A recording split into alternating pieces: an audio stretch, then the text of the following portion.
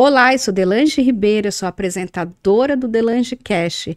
Bem-vindo a mais um podcast. Antes de iniciar o nosso podcast, quero pedir para você se inscreva no nosso canal, aperte o sininho para que vocês possam receber as notificações em tempo real e compartilhe esse trabalho para as pessoas. E hoje nós temos um convidado especial aqui hoje para falar do tema Segurança Pública, Utopia e Realidade, que é o Marcelo Boer. O Marcelo tem uma expertise na área, ele tem um currículo extenso, eu até vou ler aqui para vocês. O Marcelo ele é consultor em segurança pública e privada, especializado em proteção executiva e de autoridades. Ele é ex-fuzileiro naval, graduado em segurança pública, atuou por quase 3 décadas como agente de segurança pessoal, período em que foi treinado e comandado por israelenses. Ele também é mentor e palestrante em liderança, gerenciamento de crise e desconstrução de conflitos. Bem-vindo, Marcelo. Obrigada por participar de mais esse podcast, de estar aqui. Eu te agradeço, Delange. Obrigado novamente de você ter aberto esse espaço aqui para a gente poder transmitir conhecimento, nossa vivência, nossas experiências, fazendo uso de um canal desse aqui. É imensurável o prazer que nos traz e o benefício que eu acredito que gera para quem está na outra ponta. Obrigada. Marcelo, antes de iniciar o tema, você atuou por 3 décadas, né, na área de segurança. Você pode falar um pouquinho qual foi o seu trabalho, tudo isso? Como você citou na apresentação, eu iniciei minha carreira no Corpo de Fuzileiros Navais da Marinha do Brasil, onde eu atuei por 4 anos como soldado de operações especiais. Um período da década de 90, onde tinham muitos empresários sendo sequestrados, segurança pessoal uma área que estava em alta, e eu ingressei nessa atividade onde eu atuei por quase 30 anos. Adquiri uma experiência campal muito grande, fiz cursos e treinamentos a nível internacional, que era bancado pela iniciativa privada, por empresários, e a gente conseguia ficar muito à frente até das forças de segurança pública por conta do investimento que era feito na gente. E eu tive a grande oportunidade nesse período, por uns 4 ou 5 anos, aproximadamente, ter sido treinado e comandado por profissionais israelenses que eram ex-integrantes do Serviço Secreto de Israel.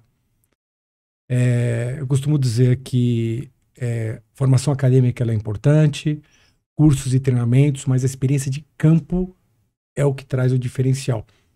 E boa parte do que eu vou dizer aqui para vocês hoje não está embasado apenas em estudo de caso, em formação acadêmica, cursos, treinamentos, mas minha experiência campal. A prática é tudo, né? Nossa, a prática ela é a diferença, né? Não excluindo a importância de você ter formação, informação, porque hoje em dia as pessoas têm muita informação e pouca formação. Então tem que ter formação, informação, estudos de caso, fazer estudo a respeito e se projetar em campo. E você continua atuando hoje como consultor?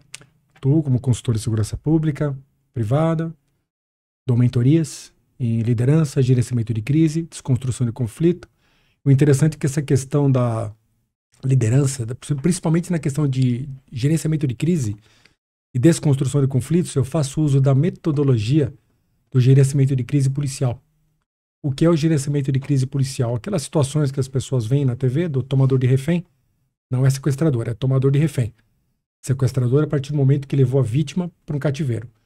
Tomador de refém, enquanto ele está em posse da vítima, a gente chama essa pessoa de motivador da crise, esse tomador de refém.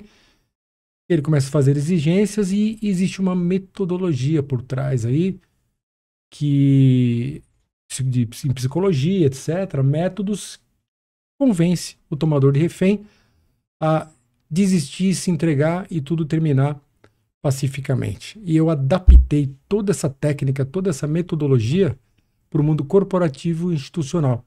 Eu ensino pessoas a gerenciarem crise e desconstruir conflitos. Quando eu falo crise e conflito, é desinteligência, desentendimentos, funcionários discutindo, quase entrando em vias de fato, a relação cliente também com empresa, cliente alterado, querendo botar para quebrar, e com a técnica correta você consegue restaurar a paz, a tranquilidade no ambiente e fortalecer as relações. Entendi. Marcelo, como você definiria a segurança pública? Olha, de forma sintetizada, segurança pública é a obrigatoriedade do Estado de trazer tranquilidade, paz e segurança para a população, fazendo uso de uma das ferramentas do Estado, que é a força policial. No caso, aqui no Brasil, as polícias federais, polícias militares e polícia civil. Resumidamente. Vamos pensar no estado de São Paulo. Nós temos o número de policiais suficientes para a população? Olha, o estado de São Paulo está operando hoje no limite. No limite. Nós somos um país. A gente analisar, o estado de São Paulo é um país. A atual gestão da segurança pública aqui em São Paulo, que eu acredito que vai entrar para a história. Nós temos um secretário de Segurança Pública honrado, digno, competente, que é o capitão Derrite. Rotariano, uma vez rota, sempre rota. Policial militar, está atuando hoje, ele está secretário de Segurança Pública. Nosso governador muito bem alinhado, dando todo o respaldo, toda a retaguarda necessária para o Derrite. Ele nomeou pessoas fantásticas no comando no caso, Polícia Militar do Estado de São Paulo. Coronel Cássio como comandante-geral, subcomandante, Coronel Coutinho, delegado-geral, Dr. Arthur, entre outros. O time está fantástico, corregedoria da Polícia Militar, Coronel Fábio, só profissionais retos, sérios e competentes. Você disse que o estado de São Paulo está no limite máximo, né, de atuação. O que precisaria mais? Olha, aumentar o efetivo, obviamente. Obviamente. Hoje, a segurança pública aqui em São Paulo, ela está se beneficiando de ter um governador que entende os propósitos de segurança pública. A importância do enfrentamento ao crime. São Paulo é uma cidade segura? Não. Não? Não. Não é. Definitivamente não é. Não existe lugar seguro. Não existe lugar seguro. Então, falando sobre isso, Marcelo, quais são os principais desafios enfrentados na busca de uma segurança pública eficaz? Principal desafio numa segurança pública eficaz. Vamos falar aqui do Brasil. Vamos falar especificamente do estado de São Paulo, que somos uma megalópole. É o combate ao crime organizado. O combate ao crime organizado tem que ser feito, e é como está sendo feito hoje, através da inteligência, o trabalho de inteligência policial, para que o operacional seja abastecido com as informações para poder entrar em campo e fazer o enfrentamento. Eu costumo dizer que essa questão de segurança pública, criminalidade nunca vai acabar. Da mesma forma que mato nunca vai parar de crescer. Se você não aparar o mato na sua propriedade, você deixa 10 anos sem cortar, você não entra na sua propriedade. Criminalidade é a mesma coisa. O objetivo é manter a grama aparadinha rente ao solo de preferência. Saindo da analogia e trazendo para a realidade, segurança pública é a mesma coisa. Tem que manter o crime aparado. Nível do solo de preferência. Senão a gente não vai ter efetividade. A gente não vai conseguir andar nas ruas. A gente não vai conseguir entrar em nossa propriedade. Um grande problema que houve aqui, vamos falar aqui a nível Brasil, não preciso nem falar do estado de São Paulo, foi o fato de não cortar pela raiz o problema. Existe uma teoria de segurança pública chamada Teoria das Janelas Quebradas, desenvolvida em Nova York na década de 80. O que é a teoria das janelas quebradas? Um exemplo, em uma propriedade com vários vidros, várias janelas, uma delas estiver trincada, existe uma tendência de haver depredações. As demais janelas começarem a ser quebradas, porque a partir do momento que você não consertou algo, a tendência é as pessoas quererem quebrar. Em segurança pública é a mesma coisa. Se você não combater os pequenos delitos, você já não coibir de imediato, você inibir os pequenos delitos, eles vão se transformar em grandes crimes. E é o que aconteceu aqui em São Paulo. Não foi combatido inicialmente, ele se enraizou de uma forma, e a única forma de conseguir lidar com isso é justamente com o enfrentamento. E no caso que está sendo feito aqui no estado de São Paulo, eles iniciaram a Secretaria de Segurança Pública com o sufocamento financeiro do crime organizado. Opa, está tendo efeito colateral? Está tendo alguns problemas de represália por parte do crime? Claro. Isso é compreensivo e era de se esperar. Quer ver um exemplo? Um corpo humano com câncer. Como que é combatido o câncer? Com radioterapia e quimioterapia. O que acontece com o processo de radioterapia e quimioterapia? Vai ser bombardeado o exército inimigo, que é o que está fazendo mal para o organismo, porém a gente sabe que uma parte do exército bom, da defesa do organismo, também vai ser atacada. Só que esse efeito colateral a gente tem que analisar. Peraí, se não fizesse nada para tratar aquele corpo com câncer, ele morreria. Tratando aquele corpo com câncer, ele sofreu alguns efeitos, caiu o cabelo, teve alguns outros efeitos colaterais. No entanto, 1 milhão de células inimigas que tinha naquele corpo foram tudo embora. Pereceram. 1.000 células boas, digamos assim, o bom exército do bem acabou tombando. Mas o resultado final qual foi? Salvou-se o corpo. Então, assim, em segurança pública a gente tem que tratar da mesma forma, como se fosse um combate a um câncer. Entendi. Você acha que só a segurança pública para combater isso caminha sozinha? Ou ela precisa de outras áreas? Não, é um trabalho completo. A sua área, assistência social, ela entra muito nisso daí. É um trabalho completo, um trabalho educacional. Começa nas escolas, isso. Quando a gente corrige uma criança, a gente evita que ele se transforme em um delinquente. A questão que nós sabemos hoje em dia é que a política da libertinagem está afetando nossos jovens. Eles estão crescendo com inversão de valores, com desconhecimento do que é certo e o que é errado. Você vai nas periferias, quando você observa naqueles vídeos policiais da Rocan, ronda ostensiva com apoio de motocicleta, policiais militares fazendo a perseguição de motoqueiros em fuga, você vê a comunidade aplaudindo o bandido em fuga. Na verdade, nem é bandido, na verdade ele não está devendo nada às vezes, mas ele quer ganhar notoriedade porque ele está desafiando a polícia. Eles têm a polícia como um inimigo, porque foi instaurado essa cultura. Enraizou isso neles, então eles crescem nessa cultura de que a polícia é inimiga do Estado. E não é, a polícia não é inimiga do Estado. A polícia é uma ferramenta do Estado para justamente trazer paz e tranquilidade para a população. Entendi. E Marcelo, falando nisso, quando a gente fala sobre utopia e realidade na segurança pública, o que exatamente queremos dizer com esses termos? Utopia é um mundo irreal, fictício, que não existe. A realidade é aquilo que realmente ocorre.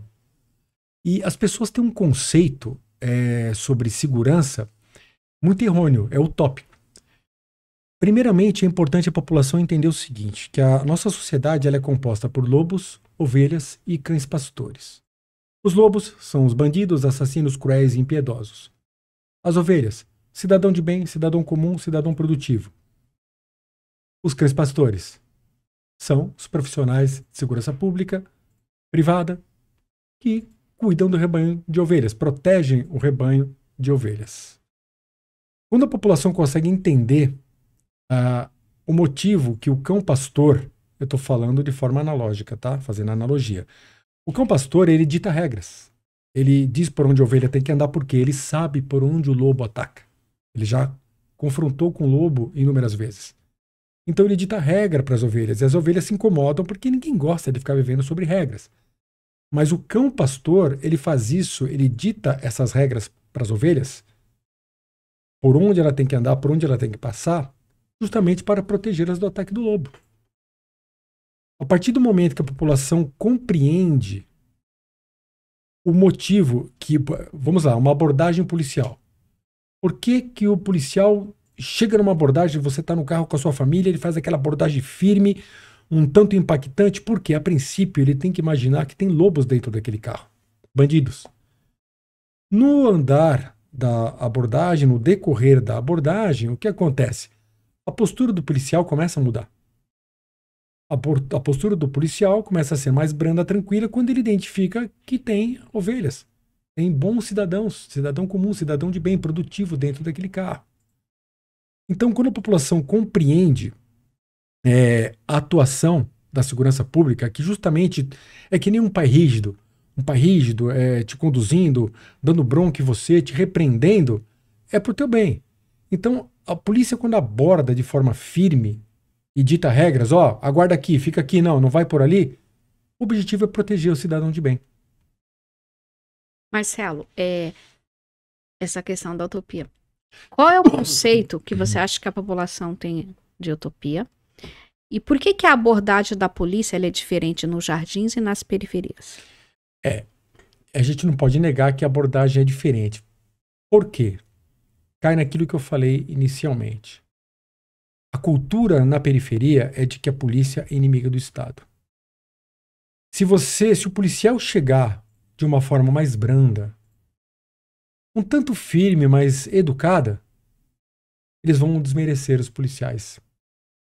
Isso é um estudo que existe a respeito, existe um trabalho psicológico feito em cima disso. Não é um preconceito que eu estou dizendo, é um conceito.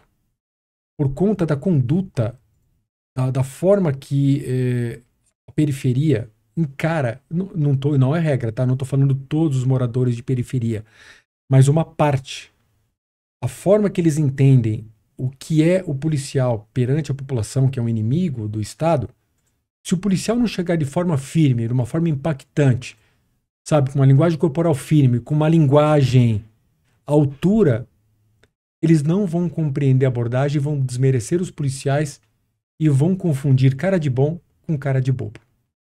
Agora, trabalhando com probabilidade e possibilidade, nos jardins, por exemplo, é óbvio que pode acontecer uma abordagem de um bandido ali, mas a probabilidade de, nas abordagens nos jardins, você estar abordando cidadãos que têm uma ideia melhor, uma ideia mais nítida da função da polícia,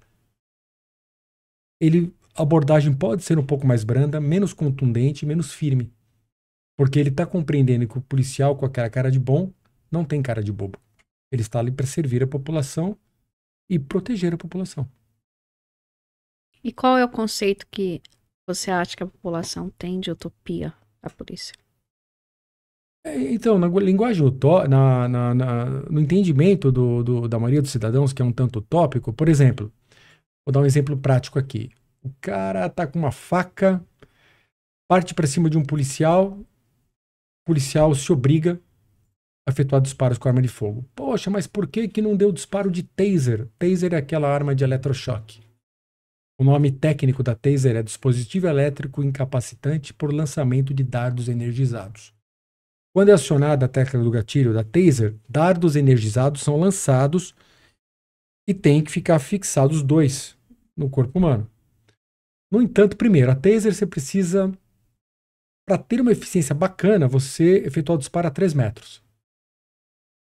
Já está correndo risco policial. Mesmo que os dardos energizados fiquem bem presos no corpo, cada ser humano reage de uma forma. É muito interessante isso daí. Se o cara tiver sob efeito de droga e tudo mais, tem estudo de casos do cara tomar o choque da taser, receber certinho a posição dos dardos, ele arrancar do corpo dele o raio igual um leão e partir para cima ainda. Então, assim, isso é uma questão de utopia. O pessoal, não, mas por que não usou o taser? Gente, a taser tem suas limitações, da mesma forma que arma de fogo também.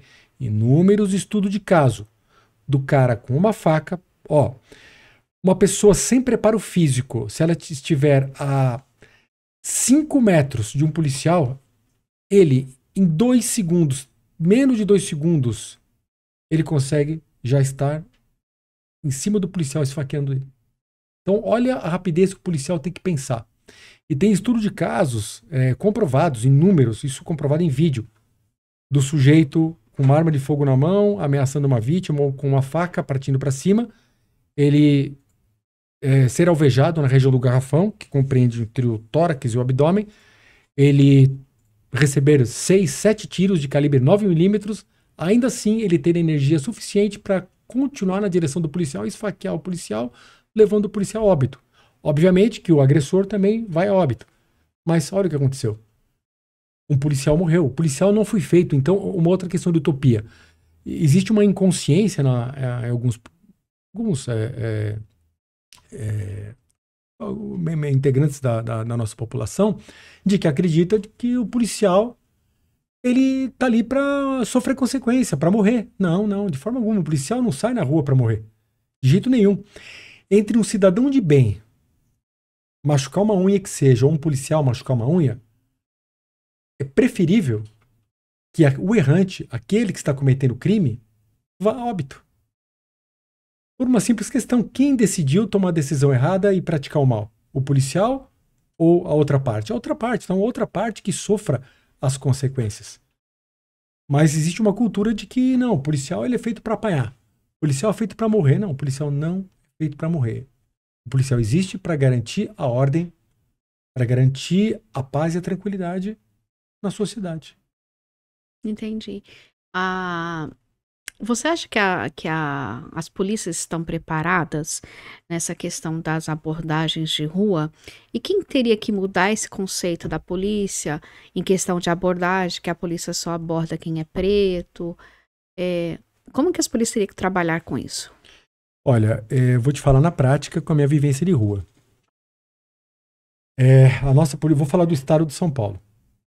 A Polícia Militar do Estado de São Paulo, numa média geral, ela é muito eficiente, muito técnica na forma de abordagem. Eu digo com tranquilidade que a Polícia Militar do Estado de São Paulo é uma das melhores polícias desse país. Tá? São muito bem preparados, sim, tecnicamente, operacionalmente. E essa questão de que não, que aborda mais preto, olha, na prática, não é assim. O que é preto? Quem que é branco? É o cabelo levemente ruim e a pessoa fala é porque eu sou preto. Eu tenho cutis branca, mas e aí? Quem garante que lá atrás eu não fui gerado por pretos, por índio? Meus filhos. Minha esposa é preta. Eu tenho filha branca de olho azul e tenho filho negão. Filho preto. Entendeu? Então, assim, é muito relativo tudo isso daí. E, na verdade, o que acontece? As ideologias políticas ficam contaminando a sociedade com essa questão. De que, você é preto, então você não vai ser respeitado. Você é preto, então quando você entra num lugar, você vai ser maltratado. Existe preconceito? Existe, mas não só contra o preto, contra o índio. Existe preconceito para quem é branco demais. Existe preconceito para quem tem um nariz avantajado igual o meu. Existe preconceito se você é baixinho, se você tá gordo. Então, assim, preconceito tem em todas as áreas. E isso é uma utopia também, tá? De que a justiça é para preto, pobre, branco. Em parte, sim, na questão do pobre, tá? Obviamente que a gente sabe que o nosso sistema ele é falho, ele é corruptível, e quem tem dinheiro acaba conseguindo ter algumas benesses da lei, lamentavelmente. Tá? Mas nessa questão racial, eu não concordo. Marcelo, a busca por uma segurança pública eficaz muitas vezes é vista como uma jornada constante em direção a um ideal inatingível. Quais são os principais obstáculos que impedem ações efetivas em segurança pública? Primeiramente, aquilo que eu mencionei já. A consciência da população do que é atividade policial, da obrigatoriedade do Estado nas questões de segurança pública. Segundo, aí entra também a população. A consciência da população da importância do enfrentamento ao crime. Tá? Mas tudo gira em torno do que eu já estou mencionando. Da população ter a consciência de que a polícia existe para proteger. Ela não é inimiga do Estado. E eu entendo isso como um grande obstáculo. Tá? Talvez hoje um dos maiores obstáculos. O segundo, questões políticas. Tá? Os políticos compreenderem que crime tem que ser combatido. Segundo, de que cadeia não foi feita para corrigir o preso. Cadeia existe para punir os presos, para ele pagar pelo que ele fez. Cadeia não corrige ninguém. Só existe algo que é comprovado que faz com que presos sejam corrigidos e realmente quando eles saem, eles conseguem caminhar na retidão. É quando o evangelho é levado nos presídios. Você pode levar Karl Marx, leituras de filosofia, perdão, livros sobre ética, moral, você não vai conseguir reconstruir, ressocializar um preso. Tanto que dentro dos presídios existe a cela dos crentes, daqueles que são convertidos. Dos crentes, não dos crédulos. Porque o crente é aquele que crê verdadeiramente com base na fé racional, que é pelo conhecimento da palavra. Ele aceitou Jesus, ele se arrependeu verdadeiramente e com a fé racional ele está seguindo o caminho. Tem uma cela especial ali. Só que esses presos são supervisionados. Se o cara aceitou Jesus, se o cara ele simplesmente diz que se arrependeu para poder ficar bonitinho na cela dos crentes ali, se ele for lobo com pele de ovelha junto com as outras ovelhas, ele vai ser descoberto. E existe um código interno no presídio que pune estes lobos disfarçados de ovelha. Tá? Então, isso é muito sério até dentro dos presídios. Então, voltando, cadeia não foi feita para corrigir o preso, é para punir. E se tem uma coisa que liberta e consegue fazer o preso se ressocializar, se reintegrar e ser corrigido, é a palavra escrita de Deus, é o evangelho levado dentro dos presídios. Tanto que é muito bem recebido pelos presídios os evangelistas, porque eles conseguem trazer um equilíbrio e uma paz tremenda. Eu estou dizendo, não é algo que eu acho, porque quem acha não sabe. Isso é comprovado, tá, através de depoimentos de diretores de presídio. Nós entrevistamos aqui há 2 podcasts anteriores a dona Laides, né? Ela é uma senhora que há 27 anos faz um trabalho de evangelização nos presídios, né? Então, se as pessoas quiserem assistir, tá o podcast no ar aí da dona Laides, que é muito bacana sobre esse tema. Agora a gente vai para uma pergunta, Marcelo, que é um pouco polêmica, né? Arma de fogo são perigosas? Essa narrativa de que o bandido adquire armas porque as rouba ou furta do cidadão de bem é verdadeira? Bom, vamos lá. Primeiramente, armas não são perigosas, pessoas são perigosas. O que é arma? É qualquer objeto que a pessoa usa para ferir ou matar alguém. Primeiro homicídio da história. Caim e Abel. Caim e Abel. Caim matou Abel com pedra. Esmagou o crânio de Abel com pedrada. Então, se você suprimir arma de fogo, ele vai fazer uso de qualquer outro tipo de objeto para conseguir ferir. Não, mas a arma de fogo causa maior letalidade? Negativo. Negativo. Se você extinguir a arma de fogo, outros tipos de armas serão criadas. Por que foi criada a arma de fogo? Começa por aí.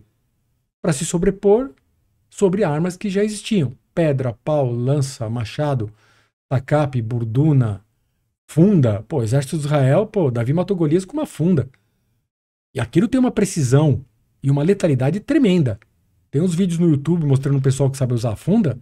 Aquilo é assim, onde pegar, se não matar, vai causar graves lesões na pessoa. O que é funda? Eu não sei. A funda é aquela arma que Davi usou para derrubar Golias. Não vi. Que prende num pano, roda, e tem um momento certo que ela se desprende daquele pano, daquele pedaço de couro, na verdade, e ela atinge o alvo com uma precisão tremenda. Então, assim, tudo é arma na mão de quem quer fazer maldade. Perfeito? Então, armas não são perigosas, pessoas são perigosas. Eu vou citar até um exemplo aqui duro, mas Deus que me livre que aconteça um negócio desse. Digamos que não existe arma de fogo. Um desequilibrado, uma semente do mal, entra num colégio para fazer uma maldade, como acontece esses ataques ativos em colégio. É com arma de fogo normalmente e com arma branca. Tem acontecido. Primeiramente, tá? Quem já tomou tiro e quem já tomou facada prefere tomar tiro do que facada. Porque a arma de fogo é uma ação hidrochoque, causa um choque hidráulico no organismo, comprime os órgãos, a pessoa cai, ela sente uma dor, um atordoamento, mas nada comparado à perfuração de uma arma branca, tá? Agora, digamos que o cara, esse sujeito desequilibrado, maldoso, ele invade uma escola não com facas e nem com arma de fogo. Se você olhar na internet, no YouTube, você aprende a fazer um lança-chamas. Tem ideia do que é as pessoas estarem numa sala de aula, o cara mandar só um laço, um jato de lança-chamas? Vai ter a primeira fileira que vai morrer na hora, vai ter uma segunda que vai morrer no hospital e um terceiro grupo que vai ficar com ferimentos graves, gravíssimos e sequelas pelo resto da vida. Tá? É duro o que eu tô falando, mas assim, é para desmitigar essa história de que a arma de fogo é o grande problema. Se suprimir armas de fogo, vai resolver o problema de segurança. Lei do engano. Outra parte da sua pergunta. Os bandidos têm armas porque adquire roubando, furtando do cidadão de bem? É óbvio que isso acontece, mas é ínfimo. O nosso câncer é o crime organizado. O crime organizado se abastece de armas do tráfico internacional de armas. E num país como o Brasil, Estados Unidos, país que tem uma zona fronteiriça enorme, cercada por mar, não tem como você inibir nenhum tipo de tráfico. Não tem, seja de droga, seja de armas, não tem como. Perfeito? Mas assim, eles usam essa narrativa de que...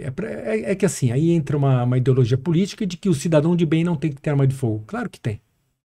Então é só lobo que tem que ter dente afiado? Perdão. Só cão pastor tem que ter dente afiado para combater os lobos? O cão pastor não vai estar em tempo integral para proteger as ovelhas. A ovelha tem o direito de comprar uma dentadura afiada para se proteger do lobo. Então, trazendo para o nosso mundo real, onipresente e onipotente é somente Deus. Você não vai ter um policial na porta da tua casa cuidando de você. E nem na rua. Então, o cidadão de bem devidamente qualificado, que as nossas leis, pouca gente sabe, mas o critério para se ter a posse e porte de arma no Brasil, nenhum país do mundo tem os critérios que nós temos. Nós temos os critérios mais acirrados que existem no mundo. Então você tem que ter qualificação civil, você tem que estar tudo certinho com a lei, e você tem que ter comprovação técnica e operacional de uso de arma de fogo. Para você ter a posse e o porte, mais difícil ainda, você tem que ter uma comprovação muito maior. Então, assim, é um direito do cidadão. O que está acontecendo no Rio Grande do Sul? Graças a Deus, graças a Deus o Rio Grande do Sul é um dos estados que o cidadão de bem tem mais posse e porte de arma. Eles estão conseguindo garantir a segurança deles, na casa deles. Por quê? Numa situação crítica como essa, tem pessoas pilhando, roubando, invadindo casas. E esses cidadãos com posse de arma de fogo, com porte de arma de fogo, estão ajudando o Estado nessa questão. Hoje o Rio Grande do Sul está sendo a maior prova da importância do cidadão de bem ter o direito à posse e o porte de arma de fogo. E hoje como está essa questão da liberação para armas de fogo e caco? Está sendo permitido? Os caques, né? Infelizmente, com o nosso atual governo federal, estão criando restrições. Você consegue, mas assim, é muito difícil. Para você conseguir um porte de arma de fogo no estado de São Paulo, que a gente ganhou o referendo que foi feito na década de 90, sobre o direito do cidadão de bem ter a posse de arma de fogo, a gente ganhou e não ganhou. Porque olha, só o fato de você morar no estado de São Paulo, se você preenche todos os requisitos que consta para ter direito ao porte, você já teria que ter o direito ao porte de arma. Lamentavelmente, é um ato discricionário da Polícia Federal. O delegado do Sinarme, ele dá o porte se quiser e ele não dá para ninguém. Infelizmente, eu tenho que dizer uma coisa aqui, que a Polícia Federal, ela nesse sentido, ela acaba assim, não dando a garantia do direito do cidadão de bem de poder se defender. Infelizmente. E comprovadamente, tá? Isso é estatística mundial. Países que têm direito à posse e porte de arma de fogo, a criminalidade diminui e diminui exponencialmente os roubos. O que é roubo? É na presença da pessoa. Quando eu tiro algo de você, sob grave ameaça, e na tua presença. O furto é sem você estar vendo. Já muda o tipo de crime. Em vez de roubo, se transforma em furto. Porque se eu sei que você pode estar com arma de fogo, eu vou evitar te roubar, que vai ter uma ação da sua parte. Eu vou esperar você estar distraída e furtar. E quando existe furto, diminui a violência. Porque não está com a presença, então o confronto não fica iminente. Compreende? Então, assim, isso é estatística mundial. Cidadão de bem, armado, devidamente regulamentado, diminui a criminalidade, diminui a violência, porque assim, até no Texas, por exemplo, quase todo mundo porta arma de fogo. Começa uma discussão de trânsito, começa uma discussão, um xingar o outro, na hora que começa a querer entrar em vias de fato, um olha pro outro e fala, ok, cada um vai pro lado, por quê? Sabe que pode chegar num ponto de ter um confronto e um matar o outro, e vão ser punidos pela lei. porque é motivo fútil. Então, por exemplo, você é uma lutadora você é homem, você é um lutador de MMA. Eu também sou um lutador de MMA. Eu sei do teu potencial, você sabe do meu. Se a gente for se desentender, sabe o que vai acontecer? A gente vai acabar um pedindo desculpa pro outro e cada um indo para um lado. É igual ursos disputando território. Dois ursos grandão começam ele faz aquela linguagem corporal toda, começa aquela movimentação toda. O que acontece? Cada um vai pro lado sem confronto, porque ambos sabem do potencial de cada um. Entende?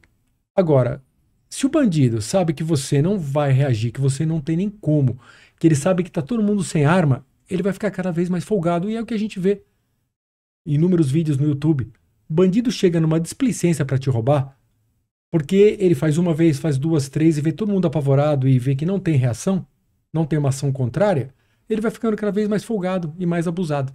Agora, quando ele sabe que tem confronto, que a probabilidade dele tomar uma invertida vai ser muito grande, ele vai pensar 10 vezes para te roubar e vai pensar também até para fazer um furto. Marcelo, você acredita que o ambiente influencia diretamente para que alguns se desviem do caminho, cometam delitos e crimes? Em partes. Em partes. Essa história de que o ambiente que você está, a situação que você está passando te leva a cometer crimes, isso caiu por terra com o estudo de Viktor Frankl. Viktor Frankl, um judeu que passou por 3 campos de concentração na Segunda Guerra Mundial, durante o Holocausto. O cara passou por 3 campos de concentração e ele já era psicanalista. E ele fez um estudo muito bacana referente a isso. A gente há de convir que todos os presos estavam na mesma situação ali. Alguns presos ofereciam o corpo para sexo em troca de benefício. Alguns presos roubavam a comida do outro preso, roubavam sapato, entregavam outro preso em troca de benefício. Em contrapartida, tinha presos que, vendo que um outro preso estava mais debilitado, ele dava um pouco de ração que ele tinha para aquele outro preso. Se ele estava com sapato e o outro preso estava descalço com o pé com feridas, ele dava o sapato dele para o outro preso. Ele não entregava um outro preso, ficava em silêncio e acabava morrendo. Então todos os presos no Holocausto, em campo de concentração, estavam na mesma situação. Por que que alguns decidiram manter-se retos e íntegros e outros não? É índole. É índole. Inclusive, eu fiz até uma pergunta para o João Blota um dia. O João Blota, um grande amigo nosso, inclusive você entrevistou o João Blota aqui? Sim. O João Blota, um cara que teve uma história com drogas aí, se recuperou, pela graça de Deus, um grande empresário bem sucedido hoje. E ele faz um trabalho muito bacana na Cracolândia. Eu falei para ele um dia, pô, Blota, é complicado, porque o cara sob efeito de droga, ele acaba roubando, furtando. Ele falou, negativo. Ele falou, o cara só vai fazer isso se a índole dele permitir. Falei, caramba, eu acreditava que até sob efeito de droga. Ele falou, não, ele vai fazer o que a índole dele permite. Então, essa questão do ambiente, respondendo a sua pergunta, se o ambiente influencia, pode influenciar em parte numa seguinte questão. O cara cresce ouvindo dentro de casa que tem que ser malandro, tem que ser esperto, tudo mais. Isso pode fazer com que ele tente se desviar, mas se a índole dele for boa, ele vai conseguir, em dado momento da vida dele, se retrair e andar na retidão. As pessoas se preocupam muito nessa guerra que é a vida, que nossa vida é uma guerra composta por várias batalhas. As pessoas se preocupam muito em se manter de pé e se manter vivo. Mas se a gente para pensar, manter-se em pé ou manter-se vivo não está dentro da nossa força, do nosso poder. Nós não temos poder sobre isso de nos mantermos integralmente em pé ou nos mantermos vivos. Mas existe algo que está totalmente dentro da nossa capacidade e cabe somente a nós, exclusivamente a nós, que é manter os princípios da honra. Então é na hora da guerra que a gente percebe quem tem princípio de honra ou não. Então manter os princípios da honra é algo que está dentro da nossa capacidade, possibilidade e cabe única e exclusivamente a nós. Manter-se vivo ou de pé não está dentro da nossa vontade. É totalmente alheio à nossa vontade. Nós não estamos no controle disso. Então, você falou de Viktor Frankl, né, que foi um neuropsiquiatra. Ficou em 3 campos de concentração, você estava explicando. Nesses estudos dele, ele detectou tudo isso? Detectou tudo isso dentro dos estudos dele. Dentro dos estudos dele, ele detectou que, assim, é a índole de cada um. Porque tem assim um conceito, assim, é conceito, eu falo nem é conceito, é preconceito. Fala assim, as pessoas que moram em comunidades têm mais tendência a entrar no mundo das drogas, do tráfico, de se prostituir, tudo isso. E tem esse conceito sobre isso, a questão da desigualdade social, né? Aqui no Brasil é muito grande, a gente é um país de mais de 200 milhões de habitantes, né? Então tem um preconceito contra isso, né? O mundo que eu vim, às vezes eu tenho mais liberdade de entrar para o mundo do crime ou não. Eu acredito que isso aí é um preconceito, uma ideia preconcebida não é um conceito. Eu tô falando com base em estudo de um cara que passou por 3 campos de concentração e viveu o inferno na Terra. Que se existiu um inferno na Terra foi o Holocausto. Uhum, Então, assim, eu me baseio em estudo de caso. uhum. E de um cara que esteve em campo. Marcelo, quando um bandido é morto por um agente da lei em uma ação legítima, como isso se alinha aos princípios do amor ao próximo e justiça? Tua pergunta é uma pergunta boa. Olha, eu acredito que policial nenhum sente um prazer tremendo de tirar a vida de um outro ser humano, mesmo que esse, naquele momento, estava com o intuito de tirar a vida desse agente da lei ou de um cidadão de bem. Porém, se a gente for analisar em termos até da nossa justiça aqui, da justiça humana, você tem o direito à legítima defesa. O policial defendendo o cidadão, ele está defendendo a defesa de outrem, de terceiros. E automaticamente também está defendendo a vida dele. Agora, se a gente for se balizar pela Bíblia, quer ver aqui, ó? Estou com a Bíblia aberta aqui, ó. Em Êxodo, capítulo 22, versículo 2 e 3, ó. Olha que interessante que diz a palavra de Deus. Se um ladrão for achado arrombando uma casa e, sendo ferido, morrer, quem o feriu não será culpado de sangue. Aí vem o versículo 3. Se, porém, já havia sol quando tal se deu, quem o feriu será culpado do sangue. Olha a interpretação disso daqui. Naquele momento da defesa do seu lar, porque é o seguinte, o seu lar e a sua família são coisas sagradas.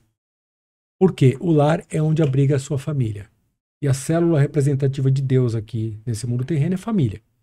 Então, família e lar é algo sagrado para Deus. Então, para você, alguém, um invasor, uma pessoa invadindo sua casa, sem ser convidado durante a noite, é um ladrão. Se você tiver que fazer uso da força e ele vier a perecer, a morrer, você, dentro do nosso Código Penal, você não vai ser preso. Olha, o juiz, por mais assim, idealista dos princípios e hoje do novo normal, né? Que ele acredita que o bandido é uma vítima, ele não vai conseguir prender esse cidadão. Obviamente, se esse cidadão fizer uso de uma arma de fogo ilegal e irregular, claro, ele vai ser punido não porque matou o bandido dentro da sua casa, o ladrão, mas porque ele está cometendo um crime por porte ilegal de arma, ok? E se a gente analisar, perante as leis de Deus, você não vai ser responsável pelo sangue. No entanto, na continuação, diz que quando o sol já tiver nascido, né, sob o sol, significa aí, na interpretação, vingança. Você esperou o dia raiar para ir atrás e matou. Aí é vingança. Então, perante a lei de Deus, ele não aceita vingança e a lei dos homens também não aceita vingança. Entende? É que nem crime passional. O cara entra em casa, flagra a mulher com uma outra pessoa, mantendo relações sexuais, e no momento de nervoso ele cata uma estátua que ele tem na casa, um objeto pesado, dá na cabeça da mulher ou do amante e ele morre, é bem capaz dele ser absolvido. Por quê? Foi no momento da ira. É um crime de, assim, ele cometeu aquele crime porque, poxa, a esposa dele, a pessoa que ele casou, que ele ama, ele viu aquela cena. Ok? Não que isso seja o certo a fazer, mas eu estou dizendo que no momento do ímpeto ele cometeu aquilo. Agora, se ele vira as costas, vai para dar uma volta, aí ele pega uma arma de fogo e depois de 3 horas ele volta e mata a esposa ou o amante, aí é vingança. Ele vai ser punido pela lei dos homens e pela lei de Deus. Compreende? Então esse é o balizamento feito dentro da palavra de Deus, da vontade de Deus. Entendi. Em meio aos desafios e obstáculos enfrentados na área da segurança pública, como os indivíduos envolvidos nesse setor podem desenvolver resiliência e a capacidade de superar adversidades? Existe experiência ou lições que você gostaria de compartilhar sobre como prosperar em meio a essas circunstâncias desafiadoras? Olha, Delange, só tem uma forma da pessoa conseguir se manter intacta. Ele tem que estar alicerçado espiritualmente. O agente de segurança pública, ele passa por tantas coisas, ele vivencia tantas coisas, ele é obrigado a fazer tantas coisas que ele tem que fazer, que está dentro da legalidade, mas que muitas vezes não causa prazer. Eu vou citar uma daqui a pouco, na sequência. Se ele não estiver balizado, se ele não estiver alinhado espiritualmente com a palavra de Deus, com a vontade de Deus, sabe? Ele ter o verdadeiro entendimento e o conhecimento do que Deus espera de nós nesse mundo terreno, fica complicado. Em dado momento ele vai espanar, ele vai entrar em depressão. Suicídio policial é algo que, olha, acontece muito. Muito, muito, muito, muito. Então, assim, comprovadamente, tá? Os caras mais operacionais que eu conheço da polícia, que são muitos, são cristãos. Pessoas que estão ali, ó, buscando o alicerce na palavra de Deus. Frequentam uma igreja. É a única forma de se manter, assim, intacto, com a menor sequela possível. Olha o que um policial tem que enfrentar, por exemplo, suicide by cop. É um termo em inglês, suicide by cop, traduzindo ao pé da letra, suicida por policial. O cara decide se suicidar, só que ele não tem coragem dele tirar a própria vida. Ele vai pra rua, cria uma situação, com uma arma de fogo ou uma arma branca, ameaça alguém, começa a apontar a arma na direção dos policiais, acaba efetuando um disparo na direção da polícia e, em dado momento, ou parte para cima de um policial com uma arma branca, o policial se obriga a efetuar disparo de arma de fogo. Aí volta naquilo que eu falei, né, da taser e tudo mais, não vou voltar nesse assunto. A forma de você parar um ser humano que está portando uma arma de fogo ou uma arma branca ainda é por meio de uma arma de fogo. Dá uma olhada, ele é obrigado a tirar a vida de uma pessoa que não é do mal, não é um bandido. O cara está doente, passando por problemas graves psicológicos, mas o policial não tem que morrer no lugar dele. Um cidadão de bem também não tem que morrer no lugar desse desequilibrado, dessa pessoa que está passando por esse problema. Compreende? Aí o policial acaba tirando a vida do cidadão de bem para poder poupar a vida dele. Porque o cara é um suicide by cop. Ele, através da força policial, ele cria uma situação para se suicidar. Não pelas mãos dele, mas através de um agente da lei, de um agente do Estado. Olha com o que o policial tem que conviver. Isso é uma das coisas. Sabe? Uma das coisas. E uma troca de tiro, por exemplo, a partir do momento que o bandido começou a atirar na sua direção, você tem que partir para o confronto, porque senão você vai morrer sem ação nenhuma. Lamentavelmente, de repente, um dos seus disparos não acerta o bandido, acerta um inocente. Poxa, infelizmente isso é interpretado de forma errônea por muitos juízes, porque o responsável pela morte daquele cidadão de bem, mesmo que o disparo saiu da arma de fogo do policial, é o bandido. Porque ele que gerou toda essa situação, ele desencadeou tudo aquilo, e por mais preparo técnico que um policial tenha, gente, não dá para ter eficiência de 100%. Compreende? Olha nos Estados Unidos como funciona. Eu e você vamos assaltar um banco. Na hora que a gente entra no banco, o vigilante muito esperto percebe a situação, me mata. E você foge. Sabe o que vai responder pela minha morte? Não é o vigilante que atirou em mim. Você que ficou vivo, comparsa, você vai responder pela minha morte. Você vai ser responsável pela minha morte. Olha que interessante. O vigilante não vai responder por nada ali. Porque nós dois decidimos cometer um crime. Então nós dois somos inteiramente responsáveis por qualquer coisa ruim que aconteça. E se eu acabei morrendo, mesmo que o vigilante me matou, mas como essa decisão foi entre eu e você ficou viva, você vai responder pela minha morte. Isso é justiça. Concorda? Que não está dentro de uma lógica, é isso? As consequências têm que recair naqueles que decidiram cometer o crime, e não o contrário. E a política aqui no Brasil, utópica, quando eu falei esse tema aqui, segurança pública, utopia e segurança pública, as pessoas vivem num mundo de utopia e acabam acreditando que é o contrário, e não é o contrário. A consequência deve ser recaída sempre para aquele que está cometendo crime, e não o contrário. Isso é uma questão de lógica e razão, não precisa nem estudar a respeito disso, é lógica e razão. Porém, o que acontece? O ser humano está ficando cada vez mais obnubilado para se proteger. O que é obnubilado? É nublar os pensamentos. A gente cria uma nuvem para poder a gente sair da realidade. Não é só droga, não. As pessoas não fogem da realidade consumindo drogas lícitas e ilícitas só, não. É sendo obnubilados, nublando o pensamento. E ela começa a fugir da realidade e ter uma ideia errônea. Uma ideia utópica referente a algumas coisas para se proteger. Isso é uma proteção. Por isso que eu falo, a gente tem que enfrentar tudo dentro da realidade. A gente vai permanecer mais forte, vai contribuir melhor para a sociedade. Quem busca fuga, e a gente tem como rebater isso, tá? A gente tem como rebater a obnubilação do nosso cérebro.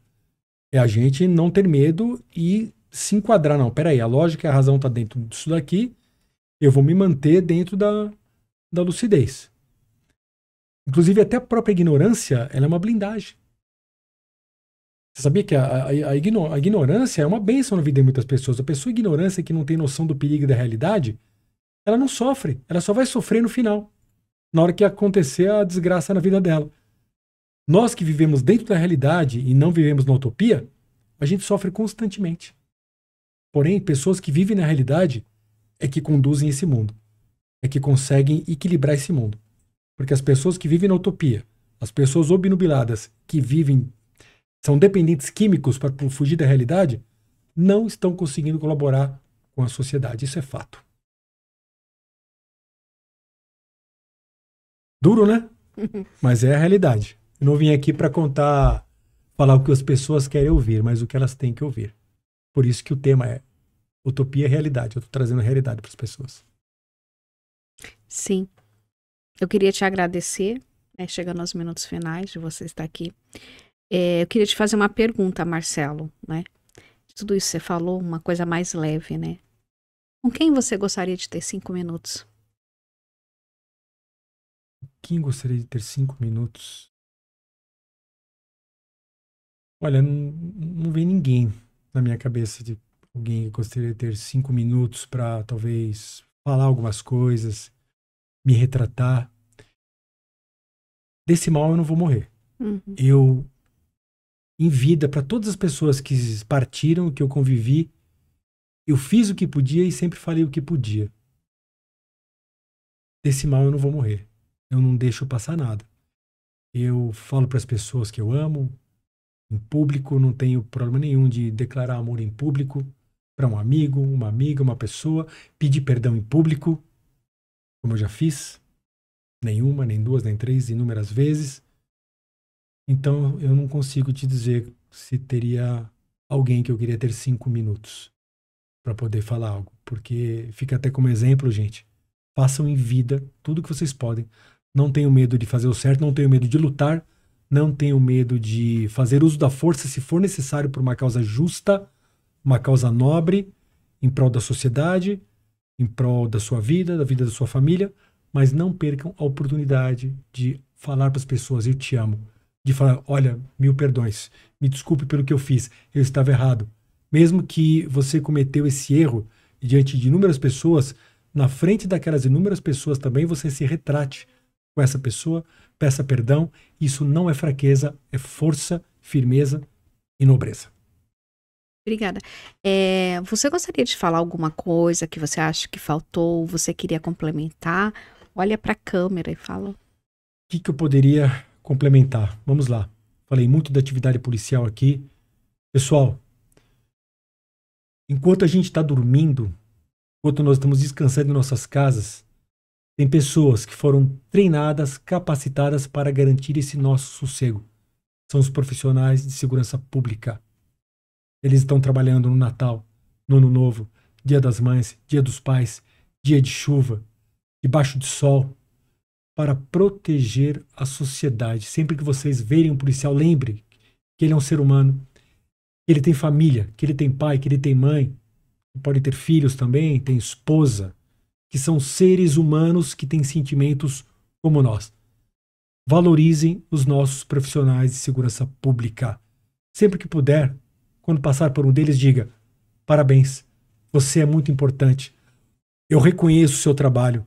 Eu reconheço a sua atividade. Você não sabe o bem que você vai estar fazendo.